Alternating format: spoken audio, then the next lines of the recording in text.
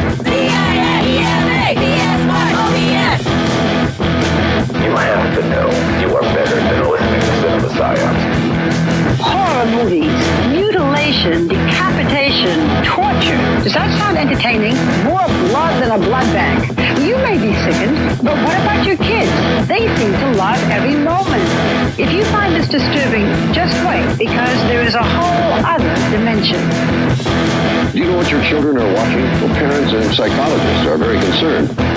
Fair warning, though, there is some graphic violence in this, but we say that for you, not your kids. They've probably already seen it.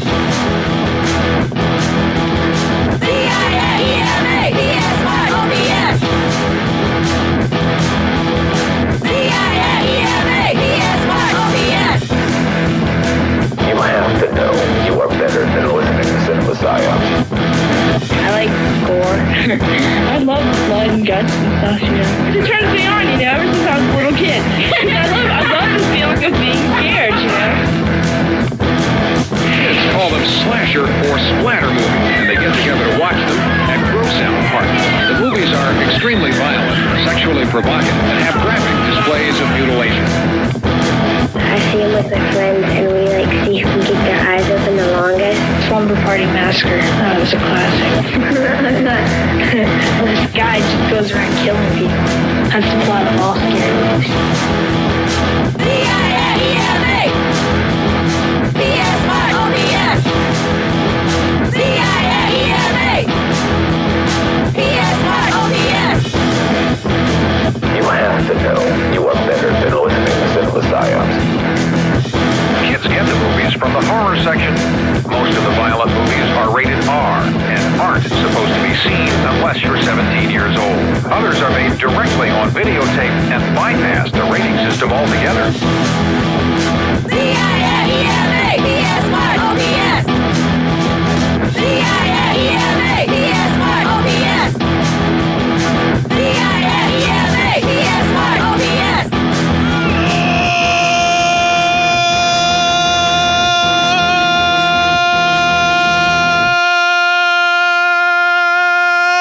And welcome to the 355th consecutive week of Cinema Psyops. I'm your host, Court, the guy who remembered to double check that the recorder's actually fucking working this week for once. And joining me all the way across the city of Omaha, the guy that will never let me live that down, although secretly he's trying to make me feel better about it, is my co-host, Matt. I'm old, man. I'm an old motherfucker.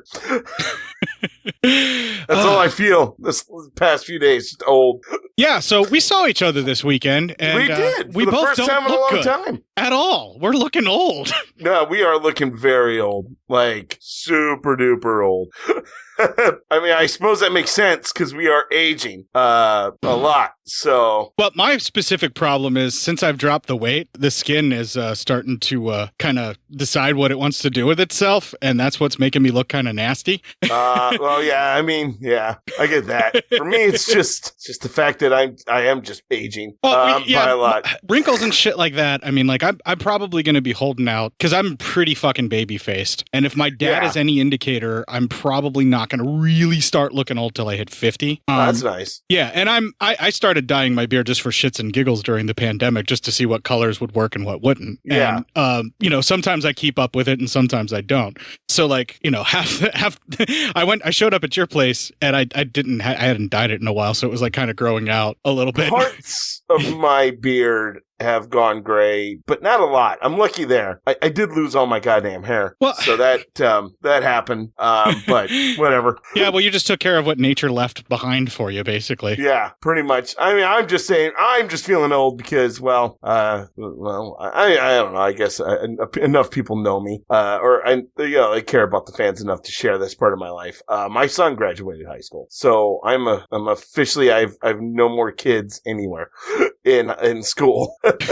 So does he have plans for secondary education, trade school, anything? He's thinking about it. He's putting all that together right now. I told him I didn't care if he wanted to take a year off, fine, but I told him not to do any more than that, or else it kind of gets hard getting back into it. But I completely understand because, I mean, that's asking a lot of any 18-year-old. What do you want to do for the rest of your life? Not if you're in the middle of a Twisted Sister video and fucking Niedermeyer's breathing down your neck. That's true. Then you want to rock. I want to rock! I want to rock! Rock! I can't get up as high as D. Snyder. Yeah, right. Not anymore. No. I'm higher than D. Snyder because I think he's actually sober now. But I meant my octave range. I can't get up that high. I'll probably cut me trying that out. I'll just punch in D. Snyder instead, and then everybody will not know just how badly I did. Yeah, there you go. Hell with it. Jesus fucking Christ. I think we're trying to avoid the subject of this week's podcast for some reason. Why is that, Matt? Yeah, because for the first time in a long time, I don't know, man, this one kind of sucked.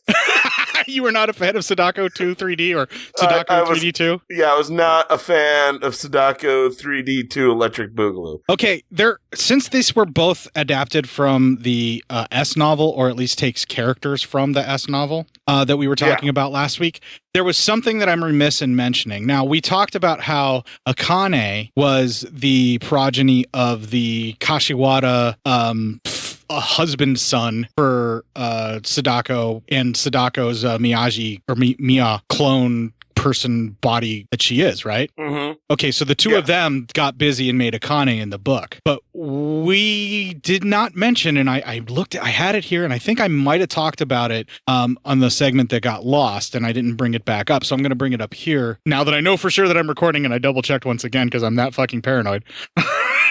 That maybe it just stopped on its own for some fucking reason that I don't know, Matt. Yeah, of course. But anyway, so Takinara is actually the son of the guy who made the fucking deal in Spiral, in the book and in the movie, that super special secret agent guy who helps make the Sadako births happen. Oh, all right. Yeah, Mitsuo, I think was his name. At least that's what they say it is in the novel anyway. So Takinara, who is in this movie and in the previous movie, that character and Akane are the offspring in Spiral, basically, together. Like the promised son that gets returned. Yeah. And then the then the daughter of Sadako and Ryuji's rebirth clone thingies get together and they meet later on in life, and that's where they tie it all together in the novel. So this is some serious Star Wars shit in this novel. Mm-hmm. Yeah. Don't bring Star Wars into this. No, I'm just listen. What I'm saying is, in the novel, we have two families that get intertwined to try and battle the evil and purge it from the earth as best as possible. And it turns out that the evil is clones. Clones? God damn. I mean, listen, Order 66 or right. I'm not saying that Star Wars stole from this, obviously. I'm saying that there is some heavy Star Wars shit in this, like that kind of like level of wanting to do family saga dramas of moisture farmers on a planet far, far away. Moisture farmers, just trying to get a little spice for the weekend, you know what I mean? Just make sure that you walk without rhythm. Yeah, right. Jesus Christ. Anyway, I just wanted to bring that up. That's the main thing. And this world does, I guess, in fact, does in fact take place in that alternate reality that Loop created, and it just kind of ignores it. So in the previous movie, do you remember the landlord of Kashiwada said that what is real, everything's artificial, or this is also surreal or something like that, or everything is super surreal. And she was like dressed in a traditional garb, and she said the same thing at the end of that movie. Yeah. All right. Yeah. All okay. Right. I remember that. Take my word for it if you don't remember, because that did happen. I just believe you. Okay. So there's a lady that nebulously just shows up for no fucking reason in Sadako 3D2, and that's that same landlord. We just don't Yes. realize that. Okay. Yeah. That was the landlord. Okay. I got that part. Yeah. So I feel like that's enough to talk about because nothing else that has anything to do with the characters are in this movie. And they do kind of pick up the plot line that they dropped off of what's going with Kashiwada in this one. So the idea that Kashiwada is trying to eliminate Sadako clones and everything, but then they change it once again that even though he's eliminating Sadako clones, he didn't have a suicide video. He was caught and put in prison. Yeah. Yeah, instead. Right. But they do this that he's trying to destroy the world again instead of save it and stop it.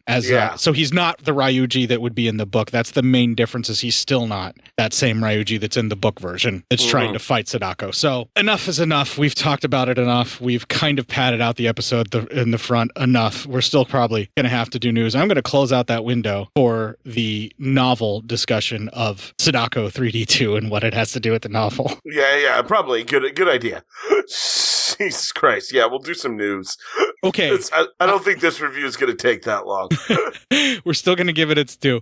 This week, once again, on the Pirate Radio Edit, all female lineups for the bands in question that will be featured.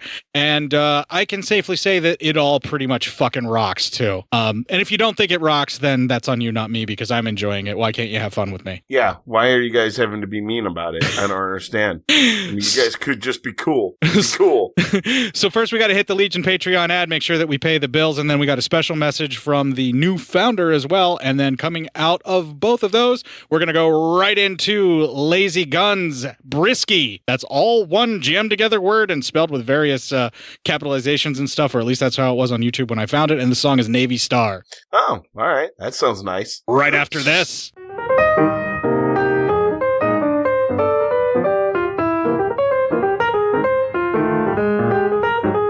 Hey everyone, this is Kevin. As many of you probably have heard, Bo will be heading back to school to become a teacher. Congratulations, Bo.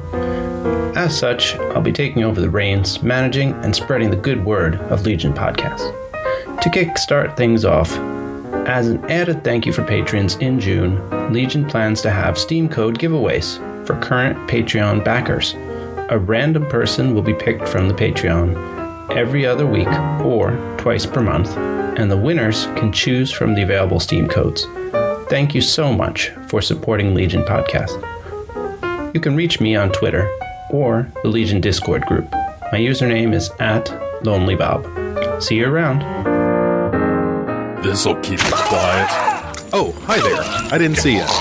You caught me cutting a new show. I'm Bo Ransdell, and I'm one of the many creators you can find on Legion Podcasts. I said quiet! My fellow podcasters and I work hard to bring you the best in horror podcasting, but that comes at a cost. Wouldst thou like to live deliciously? Not that, but also yes. No, what I'm getting at is that there are server costs, costs for good microphones and software for editing, all the things that make our shows, fun to listen to. And you can help. If you're enjoying the shows on legionpodcasts.com or in the Legion Network available on iTunes and Stitcher, just about anywhere you can download a podcast, really, you can help us out and get a little something for your trouble at patreon.com/Legion Podcasts. For just $2 a month, you get a pair of movie commentaries exclusive to Patreon, and for $5, you can also join us for a monthly screening of a movie. All of that available on patreon.com/Legion Podcasts. We appreciate it, and thank you for listening. Now, back to the cutting room.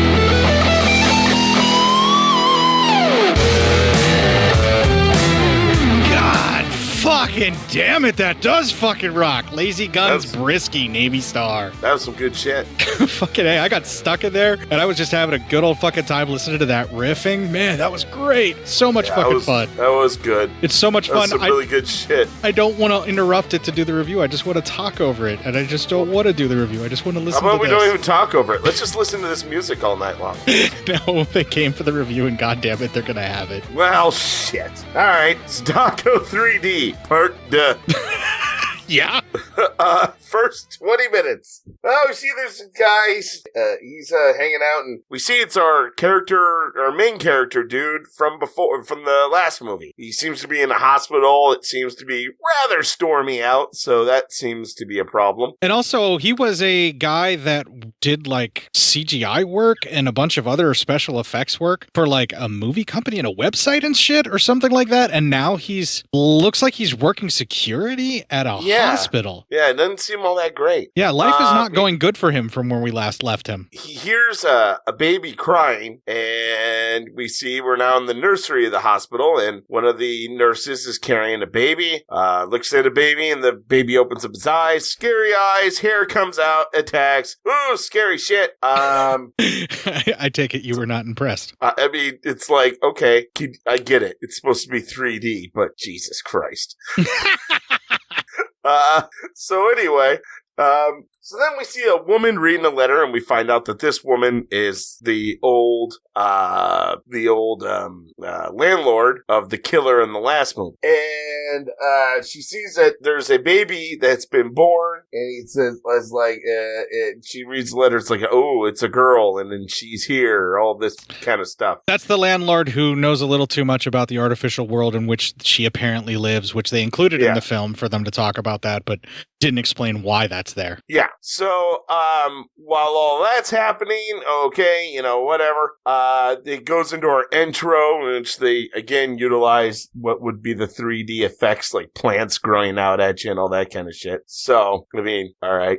Okay, and then we cut to, it's 5 years later. We know it because the movie said it. Thanks, movie. We see their kids, they're playing this game where they're kind of like saying a rhyme, and they're all hands in hands around a little girl who's just covering her eye. And she opens it, and all of a sudden she's alone, and they're all hiding. Then we see, cut to this woman, she's just on her laptop shopping, and she gets a call from her husband, and she's talking, and the husband says, like, they can hear a child on the line, or it sounds like a small girl. She's like, oh, there's no one here like that, and leaves, or hangs up call. Well, then her laptop starts acting up, and a bunch of symbols show up, and then all of a sudden she's very much possessed. She then stabs herself in the eye with some scissors. Was it scissors? No, it was just a knife. No, it was a table knife. She was like sitting at the table doing something before all this happened, yes. But she still very much stabbed herself in the eye.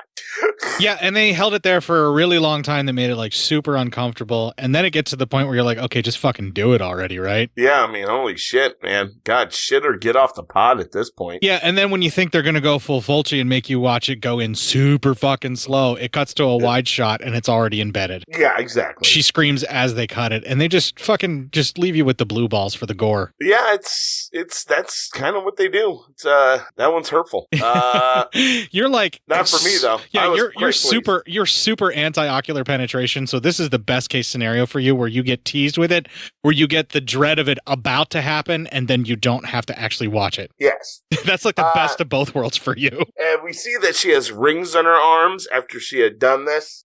So then we see this little girl. She's drawing a picture, like heavy scribbling. It's disturbing. And another girl asks that's where actually her mom is. scratch art. What Scratch it is? Art. What you do is you spread a bunch of crayon, various bright as fuck colors across a piece of paper. You cover it all. Do whatever patterns you want or however you want to do it, and then you paint it with black tempera paint or some other there's like a heavier crayon that you can scratch away or something like that you can use too for this type of scratch art. And then you scratch away the black and reveal the design by scratching and having the bright colors shine through. They also make scratch art boards for that, where you can actually have scratch board where it's black ink that permeates part of the board, and the deeper you go, the lighter lighter it gets. So you get like this reverse effect where it's actually sinking in, but when you're looking at it, it looks like the image is popping out. It's white. Oh, yeah. There you go. I wanted to talk about that because I used to do the other kind that the little girl is doing when I was a kid, and I loved it. And I had this really nostalgic kick where I was like literally going to go get some tempera paint and try to do some scratch art now. Because you're like, hells yeah, let's do it. Yeah, I was like, fucking hell yeah, let's get stoned and fucking make some scratch art. I done saw it on TV, so now I got to do it for myself. Clip. I mean, yeah, not exactly wrong. What we both said was a clip. Yeah, pretty much, yeah. So another little girl walks up and asks where her mom is and why her mom never comes around. Then asks if her mom's dead. Then gets mad because the other little girl won't answer her and takes the picture and rips it up. Well, that little girl does that creepy kind of long hair over the face but looks at her, and everyone's a little scared. But then Scary Girl's aunt shows up to pick her up. I think the Scary Girl's aunt was there watching her getting harassed by the other little girl and just let it happen. Well, she almost seemed like she didn't know what to do. As they walk home, she grabs some random dude, and he's like, what the hell? And then she lets go, and the guy's like, that's weird, and he's on his phone. And then the phone does all the strange symbols. He starts choking, and he falls off a bridge, dying. Then we cut back to Ando.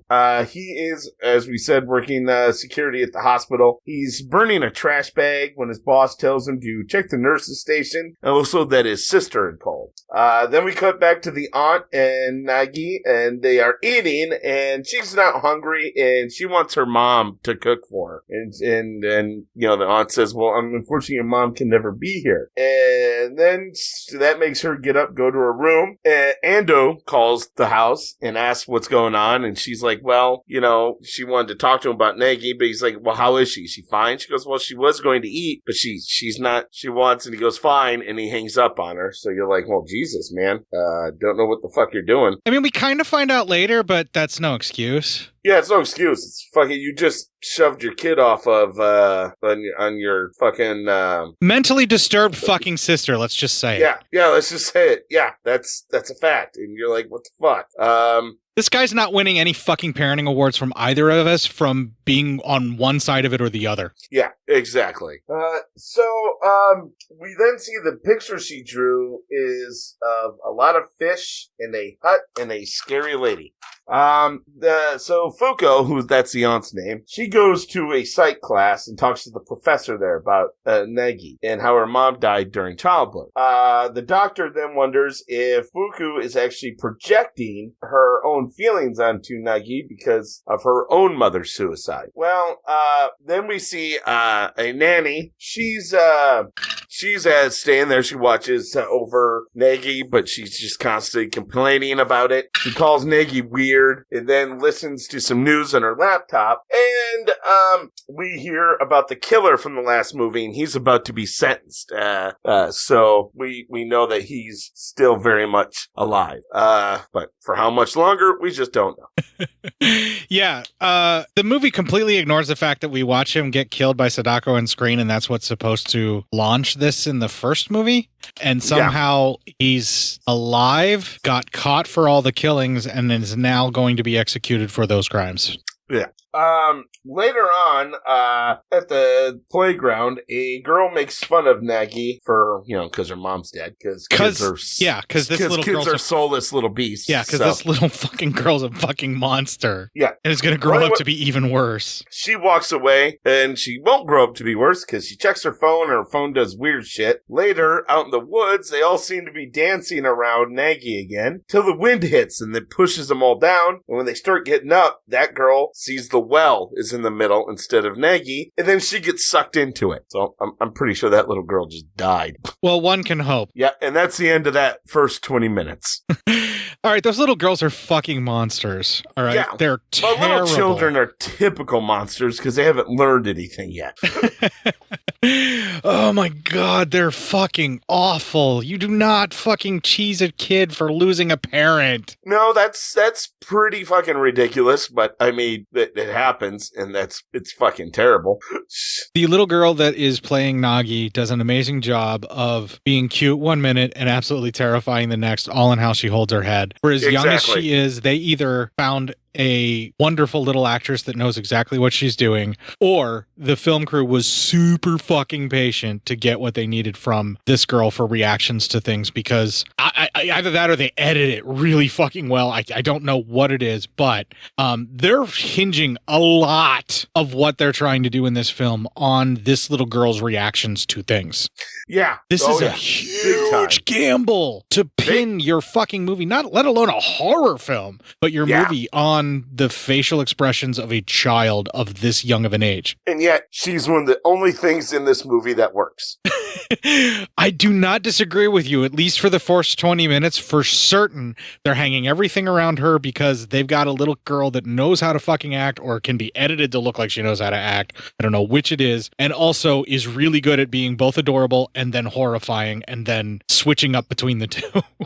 Without any fucking CG or anything like that, as far as I can tell. It's just all in how that girl holds her head and delivers her lines and stuff. Yeah, exactly. And then she can look sad, and then simultaneously she does that little head crook, and you're just scared shitless. And this movie is pushing really hard that when people upset her, somehow Sadako comes for them. Yeah. And because because she's a child and not fully in control of her faculties and her emotions yet, she obviously, the slightest little slight is going to make her super fucking mad, and therefore Sadako. Yeah. Or at least that's what the film's trying to tell us at this moment. Yeah, that's what it wants you to think. Yes, it wants you to believe that. Yeah, that's what it wants you to believe. So the next 20 minutes starts with Fuko. She's staring at a bathtub and has a flashback to her mom holding what seems to be a dead child in a creek. And she turns around, she sees Nagi standing there in the forest with her. She snaps to, and now there's blood coming into the tub, and all of a sudden we see dead mom in the tub asking why she didn't help her. She then wakes up and she's at a table, at her kitchen table. She looks over and sees Nagi is watching her. So that's kind of creepy. This is where the film starts going into horror movie territory, which is somewhat lazy, where you just want to show a bunch of fucked up sequences that you sell off as a dream. Yeah, yes. Oh my God. And they do it all the fucking time. I think in this movie. I think they're trying to portray that Fuko is being shown some of the imagery of what Nagi is seeing and or up to. Like she's getting some of the residual energy from that and it's imprinting into her mind. And so she sees things. Either that, or because we know that Sadako is capable of manipulating somebody's mind, maybe whatever is going on with her is because of Sadako's power and is trying to torture her. Maybe. I don't know. Maybe. They do not explain it. They just do that, and they do the dream sequences, and it's like a literal like horror movie where it's literally just the guy having like an American Werewolf in London. They wanted to have a bunch of Nazi werewolves slaughter a family in the movie just so they could film it. You know, they just wanted to do that scene. So they just made it a fucking nightmare. It's awesome. Yeah. It doesn't fucking belong in the movie, but as a nightmare, it's totally cool. Yeah, of course. Right, but they wanted to be a decomposing zombie-looking body, so they make it so the guy can see all the victims. Right, but not necessarily Nightmare on Elm Street movies, although the Nightmare on Elm Street movies did this at points in time, where it was like the constantly waking up from a nightmare only to be in another nightmare sequence, then waking up from that nightmare sequence to be in yet another one, to the point where the audience is getting fatigued from trying to figure out which is the nightmare and which is real at that particular point, and you just don't give a shit. Like it goes. At least that whole movie is about nightmares. Right, but it's supposed to be that title. Way. It's supposed to be that way for Nightmare on Elm Street, right? Like you go that far with the audience doesn't give a shit if what they're seeing is real or not anymore, and that's usually when they give you the big finale and it's like really over the top and you're just having a good time. This film does those nightmare sequences to the point where you don't know what you're seeing if it's real or not anymore, and you stop caring here because they do it too hard with this first one. Oh yeah, I mean it's just so much. you're exhausted by the end of watching this, and not because you're like, oh, I'm so heavily invested, but you're just like, oh my God, how many cutaways can we fucking have? Yeah, I had to watch it in shifts, and I had to keep rewinding it, and I was pissed off about it. Yeah, it was not, yeah. Now, like I said, and not to bury the lead on this one, but it's the first one of in this series where I was kind of like, besides the made-for-TV movie, which I was also kind of like, on. This is the only other one where I'm, on. Because I like Sadako 3D for the most part. What's really weird is all the reviews that I'm seeing online from the various armchair critics out there that do reviews and stuff like that have them flopped. Like where they say that they hate Sadako 3D, but they think this one is awesome. It's fucking weird. I don't understand it. It utilizes 3D more. I think the CG was just so bad in the other one, and the CG's a little better in this one. So maybe that's all they're. If that's all you're judging it on, then yeah, I can see where that would make you enjoy this more. And also Sadako 3D, the last one, the first Sadako 3D, didn't utilize 3D a whole ton. But, like, I only saw a couple parts in it where, you could see and realize how it was supposed to be for the 3D audience. This one, it's almost every other scene does something 3D-like. Yeah, they're really throwing it at you in this one. That's true. So, okay, yeah, I can see where, and if that's all you're looking for, sure. But, like, if you're looking for an actual story, this is the thing that I was dreading happening with a 3D sequel. Yeah, me too. Me too. This is how the American 3D remakes and all of that kind of stuff in the horror genre that was coming out at around this same time, 2012 and 2013, or the sequel in the franchise that went horror in 3D or whatever, those are the same quality that you get with this film. Where if you're going in it to just watch the 3D, you don't give a shit that like Alice is now basically Neo from the Matrix in Resident Evil. Yeah, right. And you're like, Resident Evil got to be enough where you're just like, all right, well, I don't even know what the fuck's going on anymore. Dude, if you honestly, I have rewatched these recently just to make sure of this fact, because my opinion for the longest time was it started out bad and only got worse from there. Yeah. And I've watched them again recently to make sure and verify, and yes, those started out bad and only got worse from there, and let's move on. All right, good. So then Nagi, she later is in front of a TV screen, it seems, and she touches it, and weird shit starts happening to it. Then we cut to the cops. They're investigating a suicide. Apparently the person had cut their tongue off before they killed themselves. Then one of the cops opens up the body bag, and a hand shoots out, holding black hair.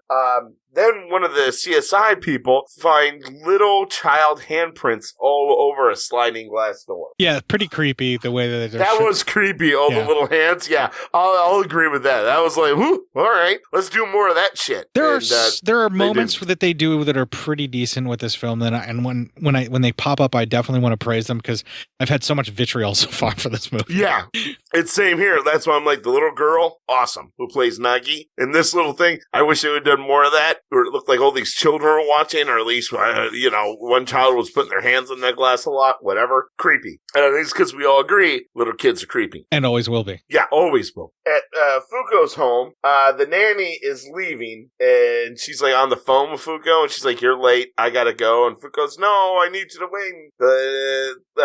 Nagi's using the nanny's laptop, and the nanny takes it from her and calls her a freak, and she's pretty mean to her. And, Nagi gives her that scary look, and the nanny gets like, oh shit, and she walks away. The laptop starts going crazy, and just then, as Fuku is getting to her home, the nanny drops out of the sky, impales her, falls onto a car and just crashes. And then all of a sudden her eyes are white and she's possessed, trying to grab Fuko. And we see there's rings on her arm as well. So then Fuku gets inside and she finds Nagi sitting there, and Nagi smiles, like, creepily, really creepily. And you're like, oof, that is something. Yeah. Oh, man, they taught this girl how to do something right here. Like I said, she is definitely the highlight of the film, and you can tell that they knew what they had and they were going to try and fucking hang their entire film on this, for sure. Yeah. Then we cut to the one of the cops. He talks to the old cop from the last movie who lived. He's obviously in a wheelchair and has to use a voice box to speak because of the damage to his neck. He tells the younger cop the story of Sadako and how she wanted Akane's body and to come into our world. This is the spiral shit we were talking about, yeah. Yeah. The younger cop can't believe it, and he leaves, and the older cop is kind of just sitting there, and all of a sudden we see these hands push the wheelchair down a ramp. He falls out of the chair, little falls kid hands downstairs. Yep, little kid hands, and dies. And as he's looking up right before he dies, we see a little girl at the top, but we can't quite see who the little girl is. They're heavily implying it's Nagi. Yes. Later on, the professor, the psychology professor, meets with Nagi, and Nagi draws a picture of a woman, and the doctor asks who it is, and Nagi points at her, and she's asked why you're drawing a picture of me, because you will die. The doctor says that she knows Nagi is lonely, and she wants to help her, and Nagi then rails into this whole thing about how the doctor is actually the lonely one. She has nothing, she has no one, that's why she always works, so she doesn't realize it. She then looks and says everyone's going to die, and she also draws a train with what seems to be like ghosts around it. The doctor later tells Fuku that Nagi's such a sweet girl. She says it's such a nice sweet girl. She keeps saying that, and she's tearing up the picture of herself. Yeah, she's saying it trying to appease the demon. Yeah, it's not very convincing. When Fuko then leaves the professor's office, she sees Nagi is gone. Well, then we see what's heavily implied to be Nagi in the subway. And this guy's on his phone. He sees her kind of standing there on the subway platform. He's on the subway. His phone goes nuts. All of a sudden, people on the train just start dying. If they're on their phones, they go crazy. This one lady seems to actually become Sadako, or at least possessed by her. I was calling those Sadako zombies in my head. Yeah. I mean, not a bad way of looking at it. Because that's what it looks like. See, they grow super long hair, or their eyes roll up in their head and they become white, and then they look exactly the same, but they're like possessed Sadako face, and they run around, and it's almost like CG over top of them. And they act like zombies, but they do what Sadako wants. Kinda. Yeah. Yeah. So then Fuko, she walks up and she comes across the scene where everyone's just like, all the death and mayhem that's going on there. And she's kind of like, oh my God, she's really scared. And then all of a sudden Nagi grabs her hand to hold her hand, and she pulls away. She gets scared, and Nagi falls to the ground and kind of gives her a side eye, and that's not good. You get really worried for the aunt at this point, yes. Yeah, right. That night, Fuko and Ando fight about Nagi, and she's like, whose child is Nagi really? Is she really yours and Ando, or is she really yours and her mother's? Yeah, Kane's. I mean, what, you can't explain. She's causing these things, and the brother just kind of storms out on her, doesn't even say anything, and you're just like, what the fuck, man? You really need to be a parent, but fuck. There is something very clearly wrong with Tanaka right now, but the film's not really giving us much of an idea. They're just really trying to make it look like he does not give two shits about his daughter, and he knows exactly what his daughter is, and he hates her for it. But he just lets her live there because he can't do anything about it. Or he's just severely depressed about something, because you can tell he's not happy. Right. Well, he's very upset, but with the way that they're implying that she is the rebirth of Sadako as a child, or something similar to that, or is going to be, and him possibly knowing that because of what he's experienced with Akane, and the fact that he resents her for that because she obviously caused Akane's death with her birth, is what the film's trying to tell us right now, and that's how the actor's kind of portraying it, because he seems more pissed off and angry than anything. That's true. Yeah. So then we see the detective. He's watching security footage from the train platform, and he sees a little girl there, and it appears to be Nagi, who then turns and stares at him, and this curses him. We see like a little ring in his eyeball, and he gets all fucking crazy. They actually have people going into a well in their eye, and that's like a 3D effect that you follow in for a lot of the time, and it's kind of neat. Yeah. If you could have seen that come out at 3D at you, that would have been kind of cool. Yeah.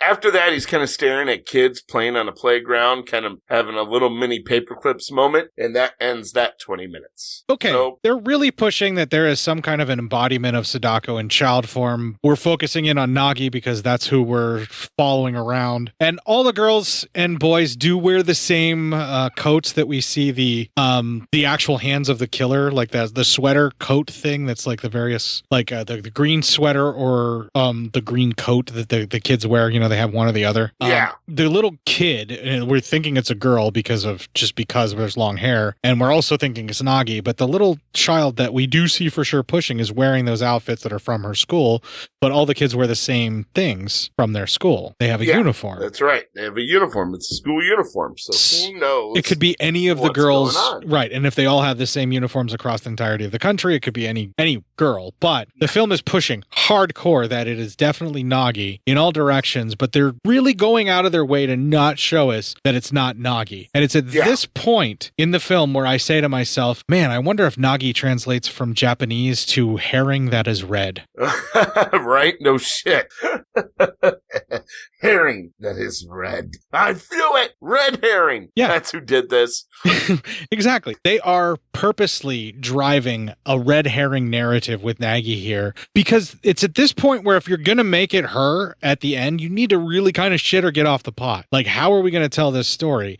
And if you keep not purposely showing her face, even though you're purposely showing us that every time she gets upset, somebody dies, then we kind of know that she's not really the one behind it. You kind of make it obvious right here. And this is the point. Sorry to spoil it for everybody that wanted to hear the rest of the review of how this movie was going to go.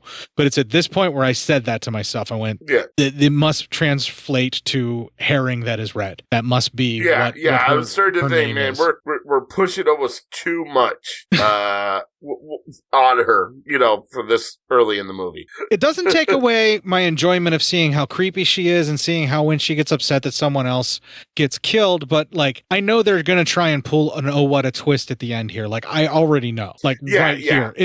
And I don't think it's that I'm that fucking clever. I think the film is just that fucking obvious. Yeah, I think so too. I'm with you. It's like I'm not Mr. Super Sleuth over here. It's just they push it so hard almost anybody be able to see this. Right. If you've seen a mystery movie or two, you can kind of sniff out the herring that is red. That's right in front of your face with the way that they're making this obvious. Because the herring is like 4 years old and it smells such. Yeah, right. It's gone bad. Which, by the way, this little girl is supposed to be like 4 or 5, man. She's supposed to be like super tiny. Yeah, and she looks pretty tall for all of that. So, just saying. Although, girls usually get taller at an early age. So, there you go. Anywho. She's got a curse that's making her grow faster. There you go. Perfect.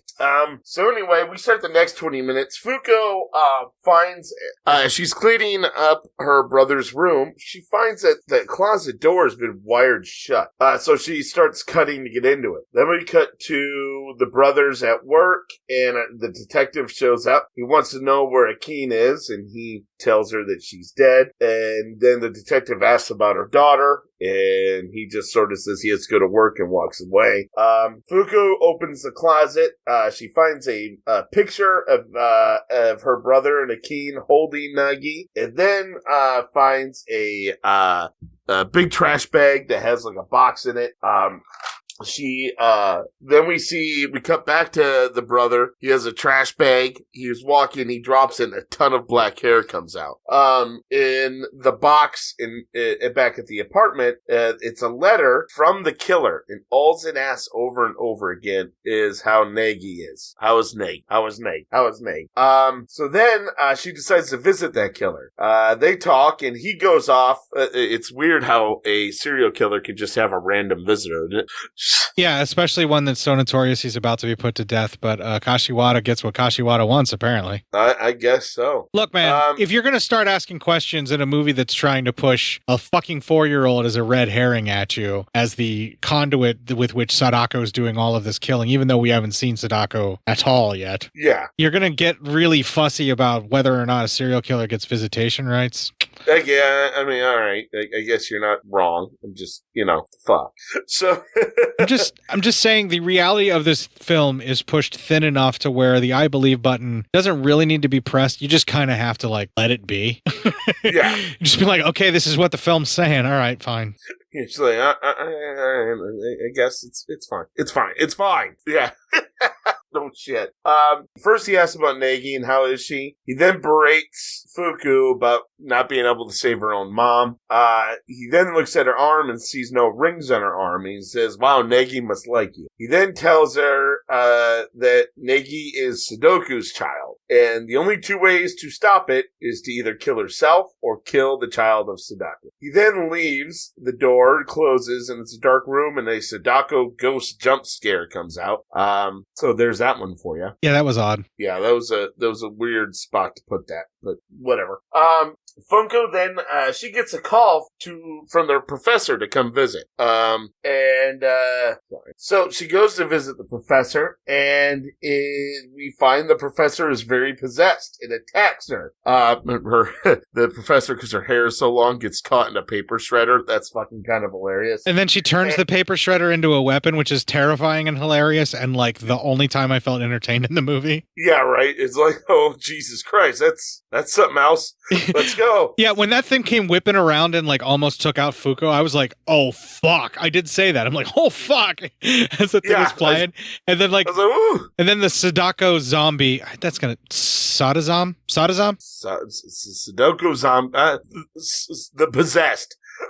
Sadazoms for me. All right, there you go. Yeah, but when the Sadazom does the hair flip thing and starts using it as a fucking weapon when the shredder got jammed, like that was awesome. It was really fucking cool. And they did use some of the 3D here where it comes flying out at you and stuff as well. So that would be kind of cool to actually get to see in 3D. But otherwise, it's kind of a snooze fest. Yeah. So she's able to get away, though, and she hides in a room, but it has a computer screen, and Sadako comes out at her.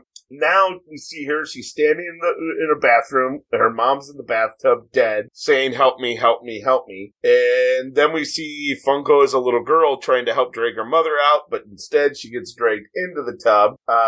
And then the mother's face turns into Nagy's, saying, why won't you help me? Why won't you help me? And then Funko comes to. She's in the building, but she's all by herself. And now she has rings on her arm. It's the end of that 20 minutes, and we're getting ready to go to the final 30, which is going to go a little nutty. Until this point, we really had very little action, and they're trying really, really hard to make this little girl creepy. And then they start doing a right turn where they ignore the little girl and then start with the haunting of Fuko because she's starting to look for Sadako or the solution to how to make her niece better. What's going on with her niece? She wants to find out what's going on, and by searching it out, it finds you, like we've seen over the last couple of films. Yeah. We only really get like one brief Sadako jump scare, and it's like the length of the bat symbol going across the screen in the old Adam West series whenever it would change scenes.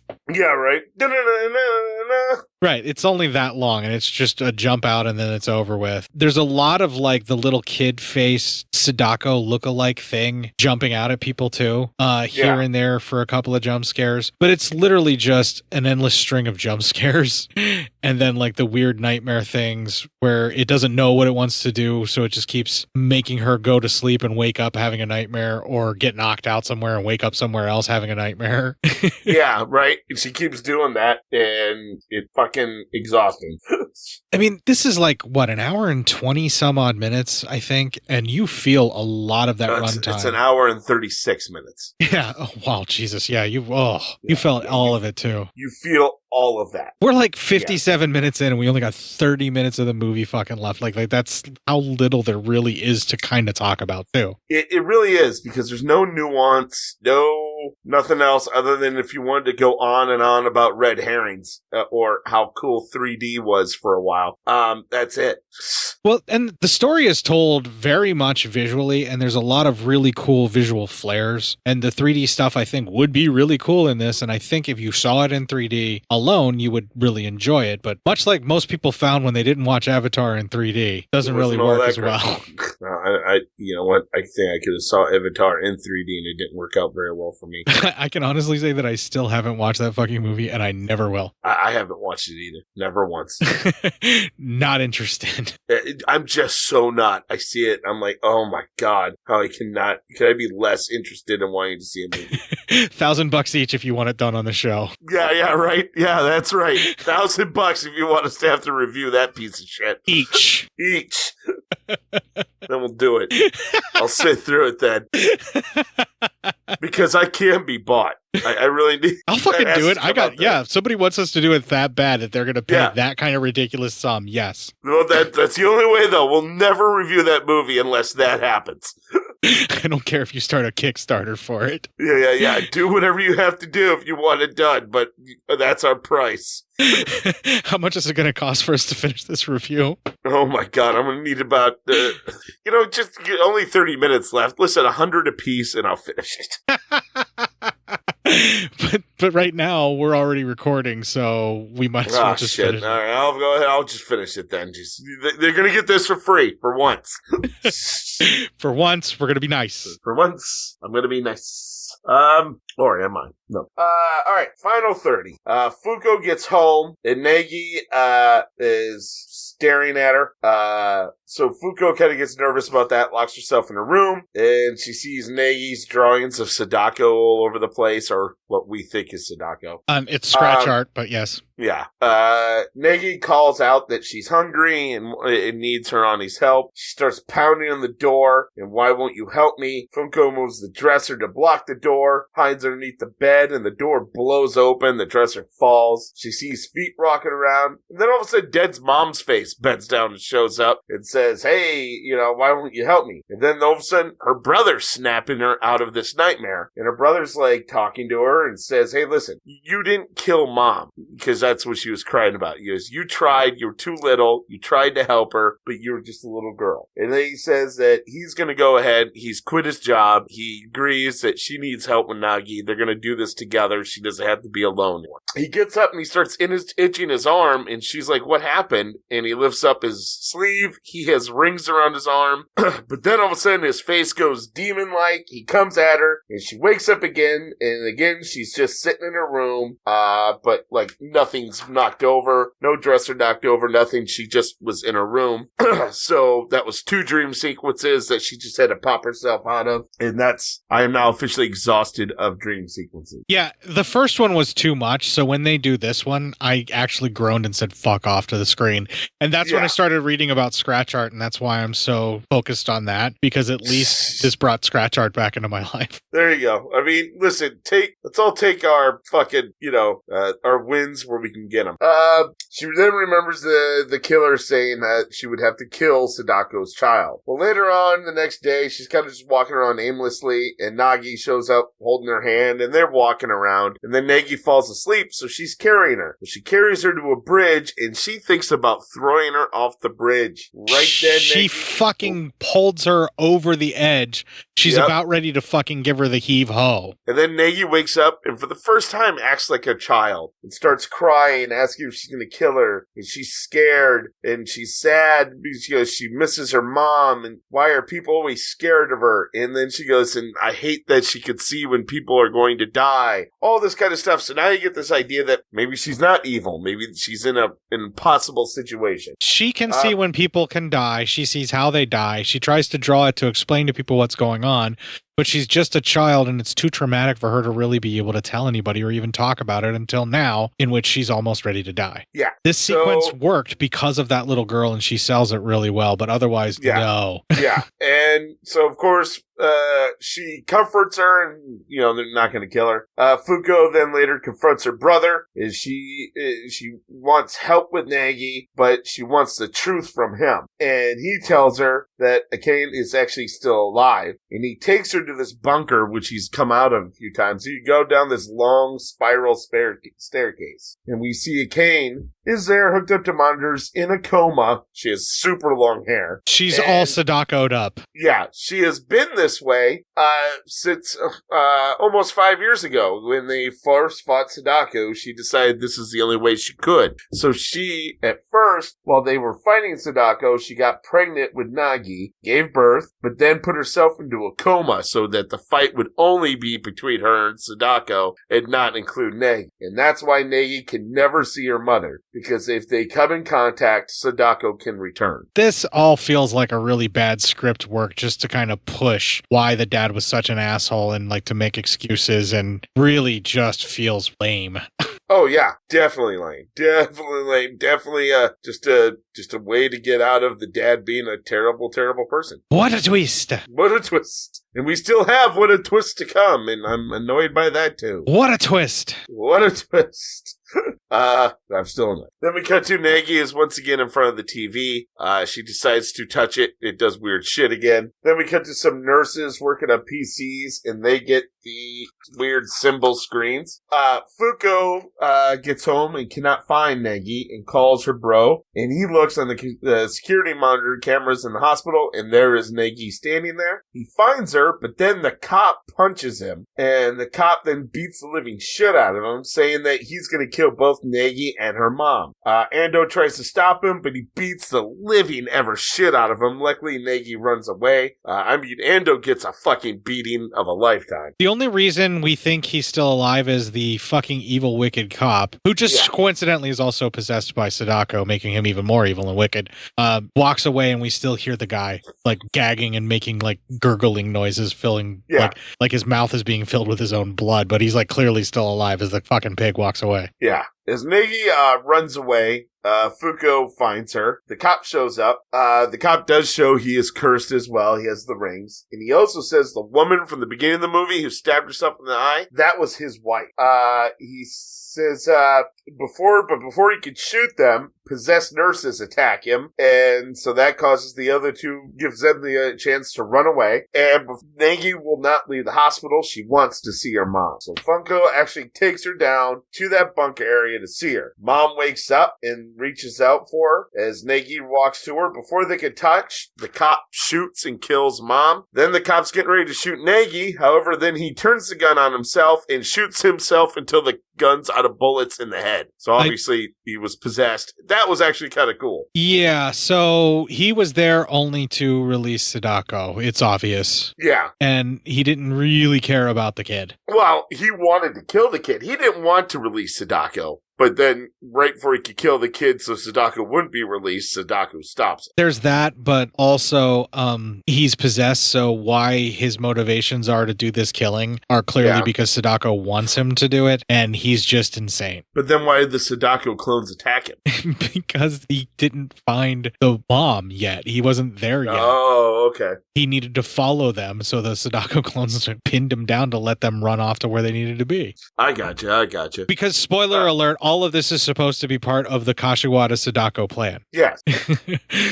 All right, so, it's gotta make sense somehow, right? No one would just be that lazy of a screenwriter, Matt. That's clearly why they attacked him. Nah, they're just lazy. I know laziness when I see it. I'm a pro. So, I've worked real hard at being as lazy as I am.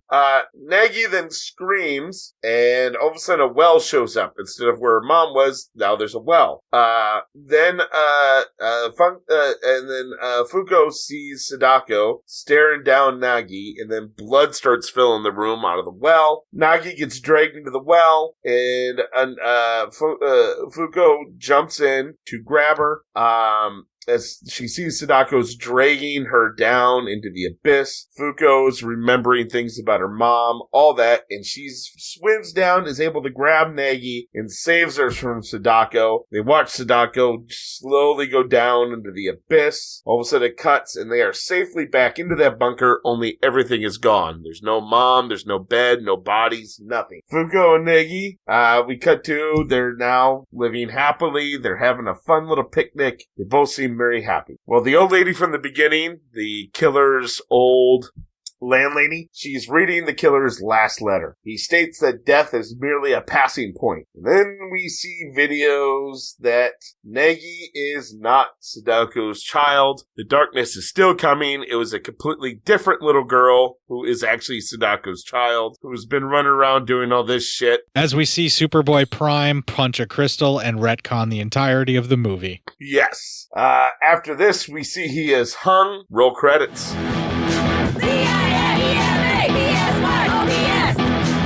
Did you see the end of the credit sequence, though? I didn't. What happened? Okay. The end of the credit sequence actually... Okay, see, I need to start staying if we're going to do post-credit scenes now. I usually see the credits and I'm done. Well, sometimes you just have to fast forward, but a little bit into the credit sequence, there's a thing where the landlady opens another letter that's from Kashiwada, and he basically says that he knew all along. Oh, that's why he never said kill Nagi. He said you have to kill Sadako's child. Or yourself, and that's the only way to make it stop, yeah. Yeah. Huh. How about that? But he was apparently making her kill Nagi so that the guy would give up on Sadako and maybe kill his wife. You know, like basically the end goal was to release Sadako to bond with her child or something like that. It's just very poorly written. But the landlady actually got a letter where it says that the child is alive and the child blah, blah, blah, you know, that kind of thing from the guy. And like he knew that it was going to happen and he predicted it. And like, you know, this was all his doing. Yeah. Now everyone will die or some shit like that. And they just retcon punch that in too. Yeah. Yep. Well, that's nice for them.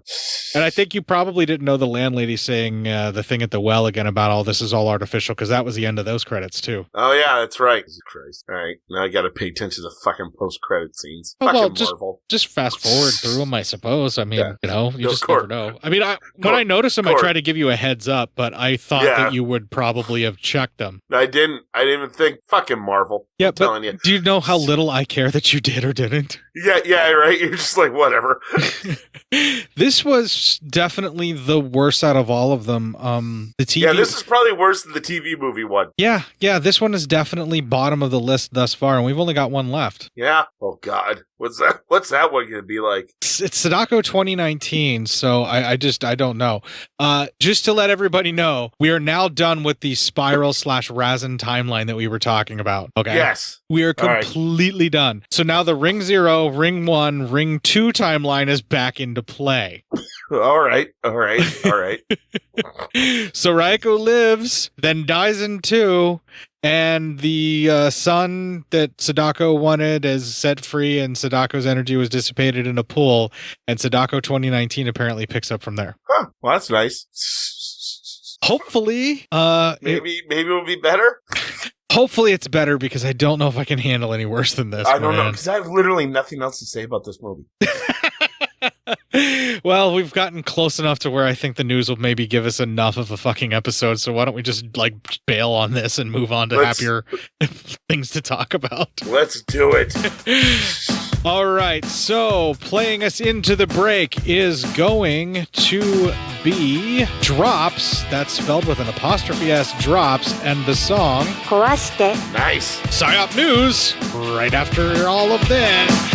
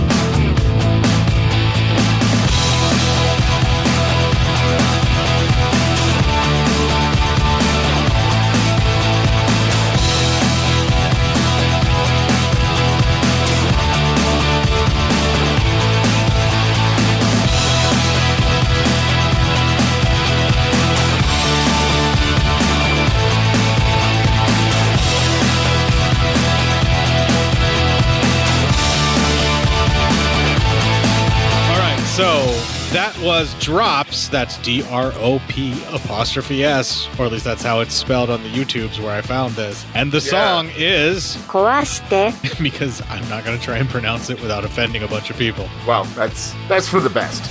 Speaking of offending a bunch of people, give me some PSYOP news.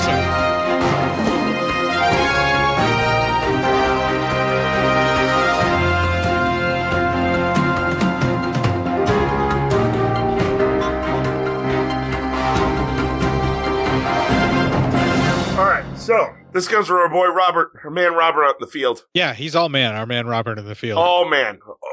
Oh man, Robert Ward. He must have an incredibly long penis. Well, that's between him and whoever he wants to show it to that also wants to see it. Well, I'm sure that's correct. Yeah. From the Insider, a man developed sudden amnesia after having sex with his wife, completely forgetting his own wedding anniversary party the day before. He must have an incredibly long penis. I mean, that could deprive the brain of enough blood to cause this, Lee, but I don't think that's it. Yeah, I don't think so. Jesus, Lee. A man got amnesia 10 minutes after having afternoon sex with his wife, temporarily wiping his memory of the previous day and rendering him unable to retain new information, doctors have said. This is not the sickness with which I am down. Hey, first of all, let's give it up for this guy. The 66-year-old man became distressed. Motherfucker, he fucked himself into, like, dementia. Yeah.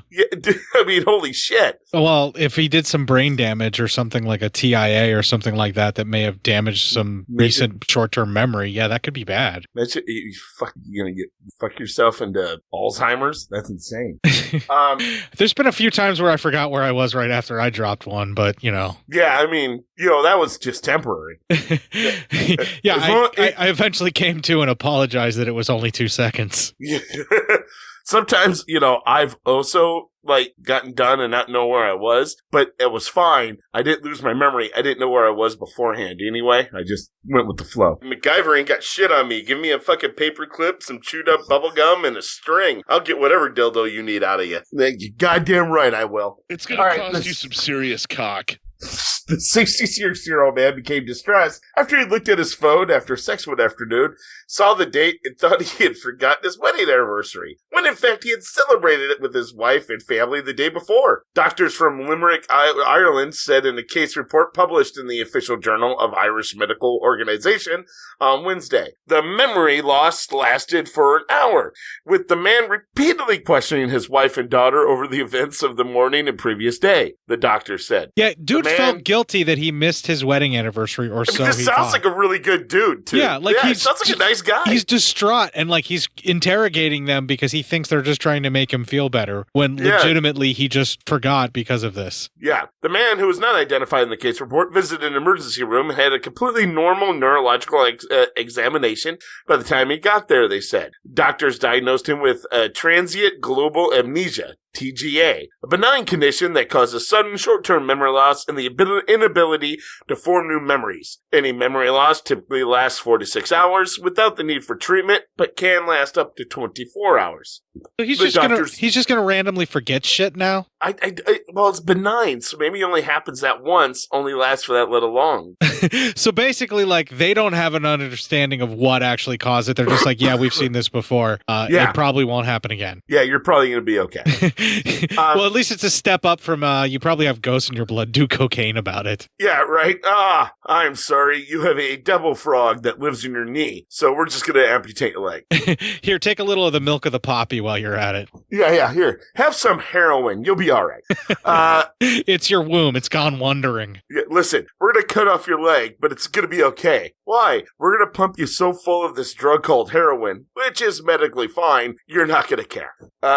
The doctors who authored the report said repetitive questions and an inability to retain answers are key features of TGA. TGA can mimic other conditions such as a stroke, dementia, or epilepsy, and may have implications for certain jobs, such as pilots. Yeah, no shit. Most cases have been reported in men aged between 50 and 70. We don't know exactly what causes TGA, but it has been linked to several activities, including physical exertion, immersion in cold or hot water, emotional stress, pain, and sex. All things I enjoy kind of at the same time. Aren't all those things involved with sex, too? Sometimes, yeah. If you're lucky and it's a really great weekend, Matt, they are, yeah. Yeah, right. The man in the case report had experienced the exact phenomena 7 years prior. TGA can happen to a person more than once, though exactly how often is not agreed upon. So, our homie there, he had TGA, that sounds like a thing, man. That's a thing. You would have to call that back. Yeah, It's a thing. it is. It's definitely a thing. Yeah, and it sounds like it's a really nice dude, so I'm hoping he'll get the memories of his anniversary party back, because clearly he feels very upset that he missed it. Yeah, and everyone, it sounds like it was a great time. I mean, it must have been good. After that, It must have been a great time. His wife boned him so hard he got memory loss. She must have really loved the anniversary present. because I like abuse and free drugs. No, I mean, it's kind of true. I hooked up with a bad boy. You know, I think I could change him. God doesn't see when you do anal. Well, there's case studies. Dude finally gets hard, so now it's time to plow. With consent, of course. Yes, you can't have sex by sticking an erect penis into a vagina. You know what? There's many medical case studies that tell me I'm right. Oh, Jesus Christ. We're only at like 1 hour and like a little over, so let's one more story. Let's fucking milk this. Want to do another one? All right. Yeah. Let's milk another one here. Apparently, the Josh fight's going to return to Lincoln. Maybe that one? Might as well. We all know a Josh. Yeah. All right. This comes also from our man, Robert Allman Ward. Our man in the field. Our man in the field.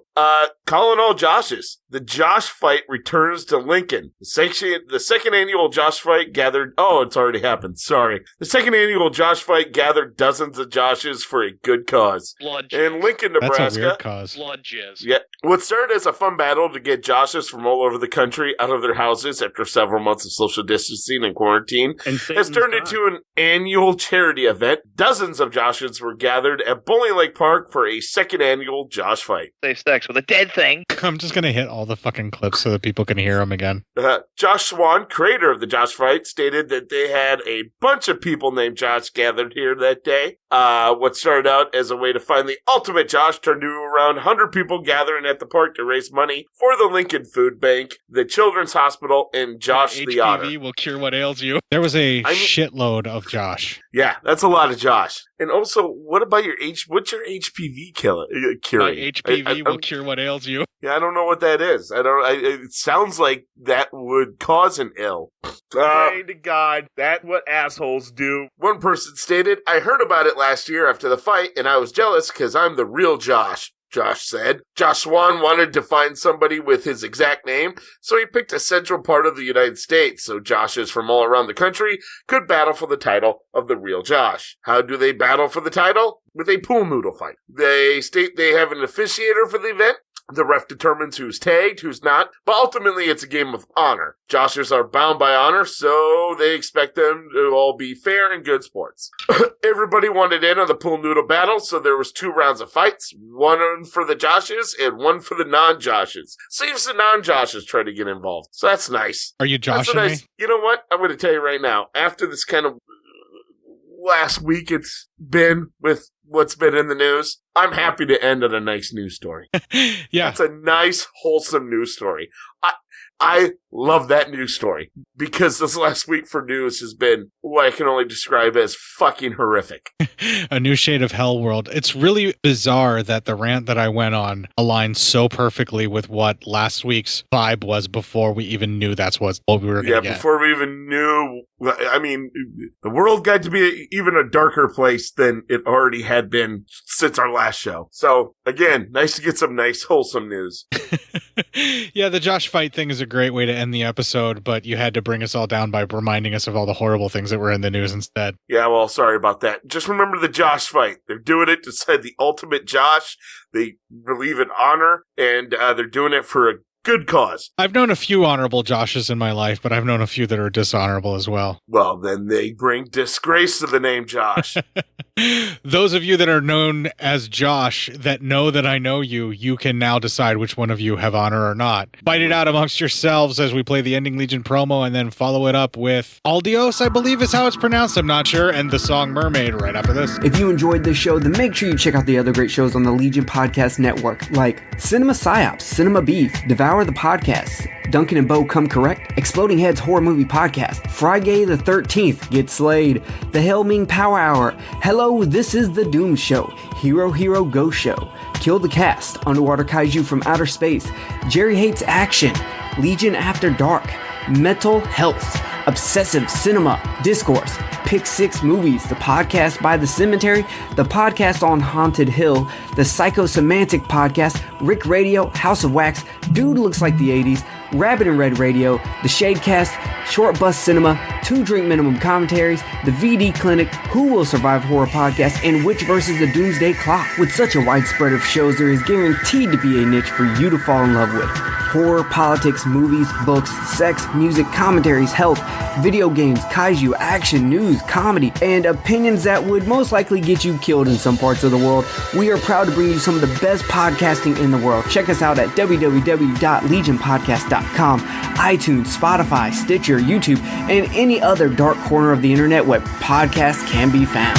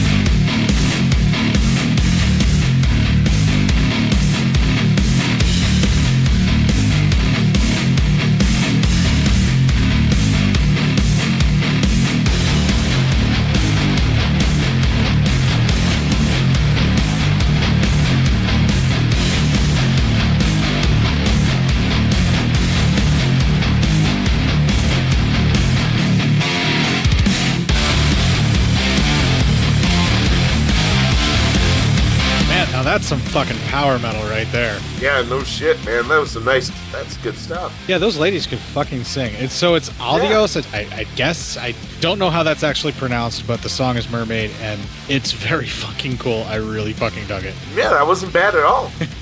And you're going to be able to hear this played underneath for quite a while because both of the ending songs this week are going to be quite long.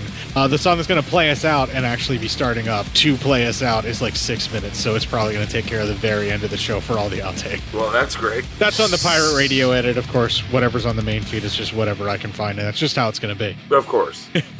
So I've actually embedded a little secret that nobody has noticed yet in our shows that no one has really been able to find, and I'm just going to throw it out there that I'm going to have people looking for clues having to do with our show. And there's evidence of what's going on the Legion podcast feed, legionpodcast.com/cinema-psyops-podcast. Not going to tell you exactly where it is, but it's definitely for our show. So you might want to start there, see if you can find the clues that I'm talking about. The weird little thing that I've been doing that nobody's noticed for nearly the entirety of the year, and not even Matt knew until I told him about 3 months ago, I think. Yeah. You know what I'm talking about, but we're not going to fucking say it. No, we're not going to say it.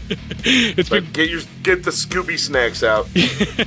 Yeah, it's just this weird little stupid quirky thing that I've done that nobody's fucking noticed. It's funny. We got smart fans. Someone's going to figure this out. Yeah, it probably won't take them very long. A lot of them have been able to decode the Zodiac Killer's transcriptions by using VLC Player. Yeah, they broke that code. Fucker. Did they break the robot code? At least that's what harddrive.net will have you believe. Yeah, right. Jesus Christ. You can follow us on Instagram for our memes and other stupid humor, cinema_psyops out there on Instagram. Stupid? I prefer dim-witted.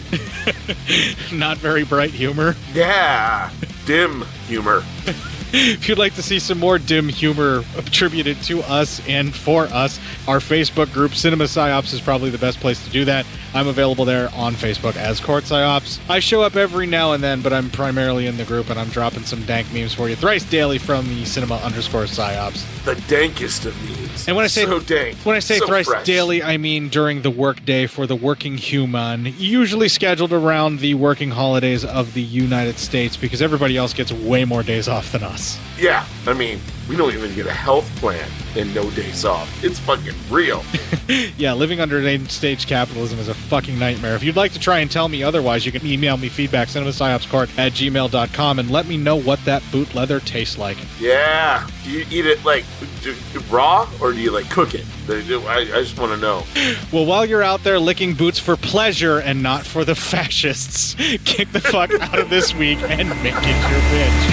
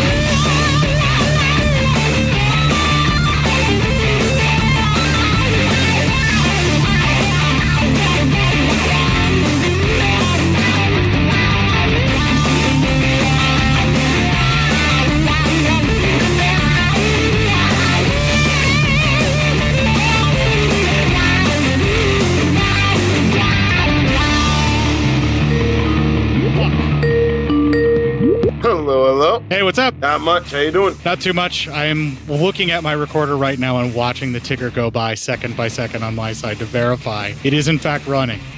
All right. Yes, good.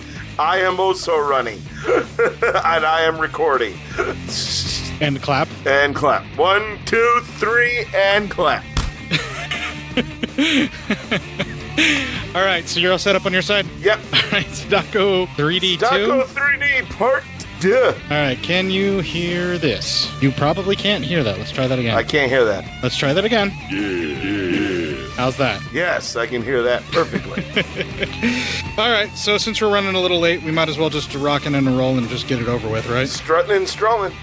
Strutting and strolling. Rocking and rolling, strutting and strolling. Come on. All right, well, let's get her going. Here we go. 3, 2, 1. Punch in the Kevin thing you forgot to download, you fucking idiot. 3, 2, 1. She's saying that she's a sweet girl in the way that some people say, no, Court's a nice guy. Yeah, no, Court's a great guy. I don't know why all those people went missing around his house. Sounds weird. My lawyers have advised me to not allow you to make those jokes anymore. Oh, I'm sorry. Get the Scooby Gang over there. How many lawyers do you have this time around? In this case, enough to be at least plural. Plural? I mean... Lawyers, more than one. There's a discrepancy. I mean, that's a large... That just means more than one. Yes. I didn't say I had a legion of lawyers. That would be a significant amount. I couldn't afford that. Now you're between 2 and 8. I think you're between 2 and 9. Because once you get in the double digits, that becomes a legion. 10 and up is a legion. Okay, but that's a total lie. Okay, between 2 and 9 is a group. 10 to 30 is a gaggle. Anything above 30 is a legion. So do you have a group of lawyers, a gaggle of lawyers, or do you have a legion of lawyers? I have enough to make a plural. Motherfucker. Yeah, this film is really hard to find, and with good reason, in the United States anyway. Yeah, right. Oh, Jesus Christ. I don't blame you. Who wants to be a part of this? So, I guess us. Fucking doing it. They don't call it a half franchise fest. Maybe it should start the franchise fest, but only the ones that you're gonna like. The most of franchise fest? Yeah, the most of franchise. Everything but like 2 of them franchise fest. The good ones franchise fest? Yeah, right. Here, it's got me all twisted up here. All right. Give me some PSYOP news. Clear your lungs out first, though. Yeah. I just said, goddamn, I had more liquid go down wrong too. Ooh, that was nasty. I think I have a drinking problem. Like Ted from fucking Airplane. Yeah. Only mine keeps going down the wrong tube. Instead of your eye. Oh, Jesus Christ. You need to clearly drink upside down like Batman. Yeah, right? Something, I don't know. Damn. All right. Jesus Christ. And death.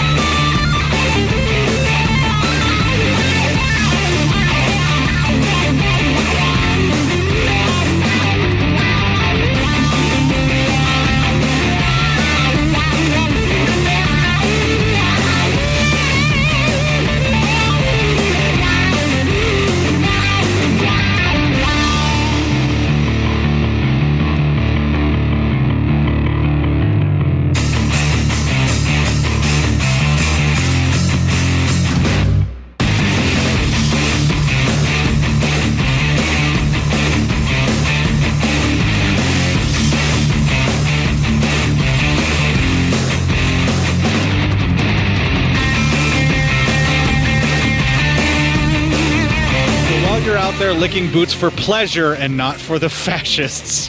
Kick the fuck out of this week and make it your bitch. Good base covering on that one. Just in case shit went wrong. Hey, what about me? Yeah, if you're doing it because you like to lick boots, that's awesome. I don't care if that's what gets you off, but like, some poor person just likes to lick some boots, and now all of a sudden we're talking shit. No, just bootlicker's a common term for somebody that fucking pisses up the fascists, dude. But I'm just saying. You still recording? I was. Now I'm done. I think ended it bootlicker's feelings is a way to go. And I'm done.